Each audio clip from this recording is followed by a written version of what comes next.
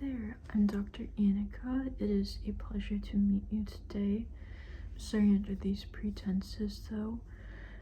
First off, do you mind if I have a student with me today? Okay. So this case, I think it would be a great learning opportunity. It's a very interesting case, and so if you don't mind, while I'm evaluating you, if I have any pointers, notes, for example, I'll just read them aloud to my student. Like, for example, as I'm assessing you, you tell me your symptom, and to the student, I will say, like, for example, you'll tell me that one of your issues is you've been having trouble breathing. I'll turn to my student and say patient is experiencing hypoxia, which is a fancy term for saying having trouble breathing. It's medical lingo. Are you comfortable with that? Okay, perfect. So it looks here like we already ordered your CT scan. We're waiting for results right now. And we have been running vitals on you. I'm just keeping an eye on them right now as well. So I see here it says that you experience sudden shortness of breath, chest tightness, and dizziness. Can you tell me when this started? Okay, about 30 minutes ago. And you have a history of panic attacks, is that correct? Okay. And this feels way more extreme than usual panic attack. Okay. And you've never experienced pain during panic attacks as well, is that right? Okay. So one of the reasons that we have a lot of cause for concern today is that your heart rate was at 118. That is definitely very high, so that's an indicator that something is unusually happening here. Another cause for concern today is that your blood pressure was 92/58. Again, that is something that we would call hypotension. It means that you have very low blood pressure with a very high heart rate. So what that means is that because your blood pressure has dropped so low, your heart has to beat more and work extra hard to try to circulate that blood through the body. Does that make sense? Okay. Your respiratory rate is at 28 as well, which is very, very low.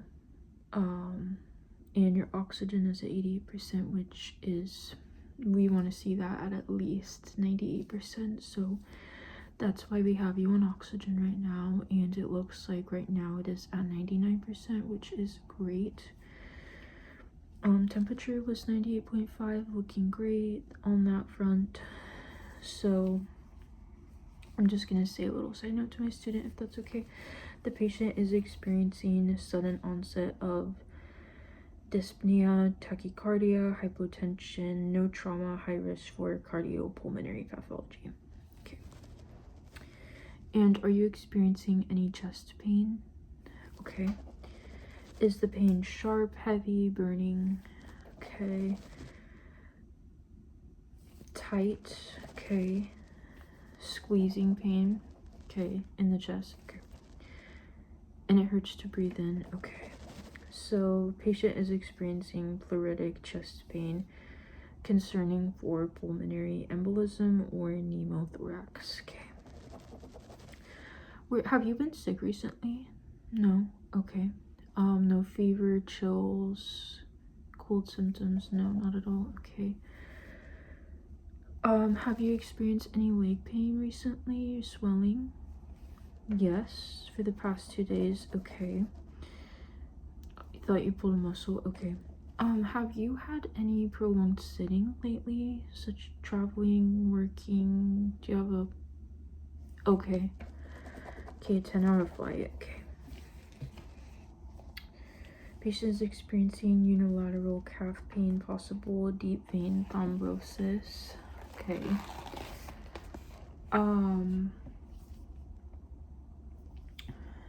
Due to her recent prolonged immobility, I'm suspecting thromboembolism right now. Are you on any medications? So, or on any birth control? Okay, yes, you are on birth control. Okay. Do you know if that's estrogen-based birth control? It is? Okay.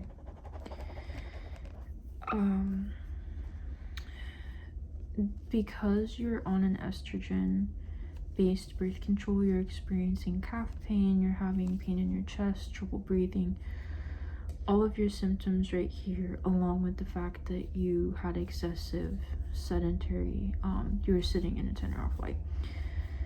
I am very concerned that you may be experiencing pulmonary embolism. We have you on O2 right now. We have your CT scan. We're waiting for the results. So as soon as I get those in, I can figure out how we need to treat you. But I am suspecting pulmonary embolism. Okay. Yeah, I can definitely explain that, go over that with you. So estrogen does play a role. Well, estrogen can play a role in blood clotting. So your liver actually is what keeps your blood clotting in balance.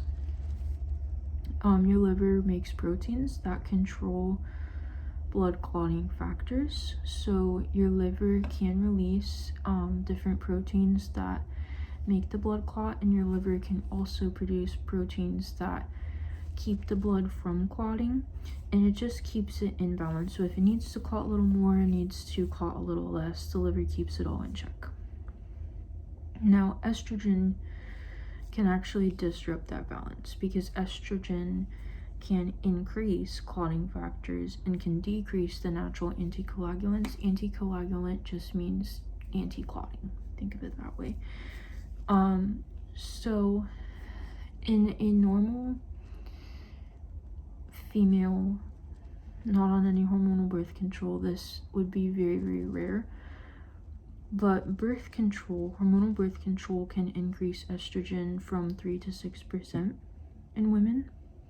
So because that estrogen is so high, that is when things can get a little out of balance, and this just puts you at risk for it a little more.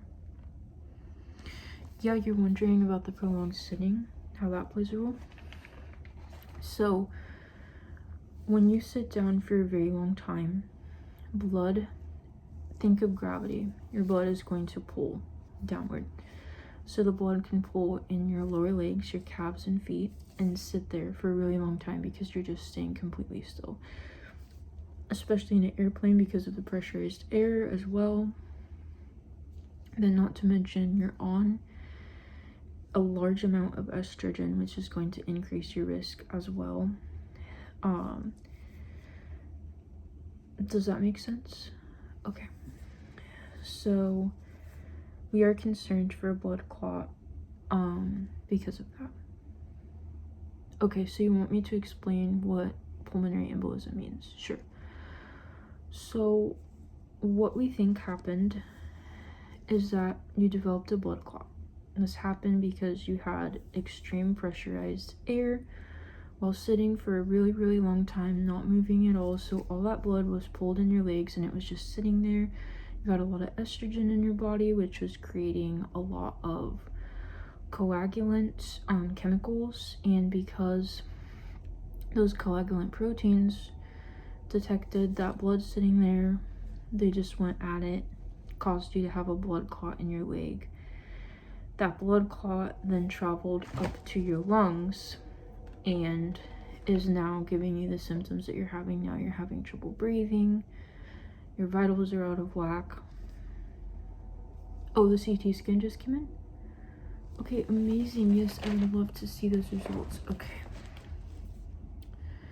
Okay, so the scan shows that you do have a large pulmonary embolism in your right pulmonary artery. Yeah, so you have a pulmonary artery, just means it's an artery that is in your lungs, and it is on the right side right now, and that is where the clot is. So you have a clot on the right side of your lung, basically. And so what we're gonna do is we're gonna put you on anticoagulants. That, just think of it as anti-clotting. It's going to thin out your blood, and it's going to decrease any more risk of any more clots, get rid of the ones you have now, and then we're gonna go from there, okay? Great.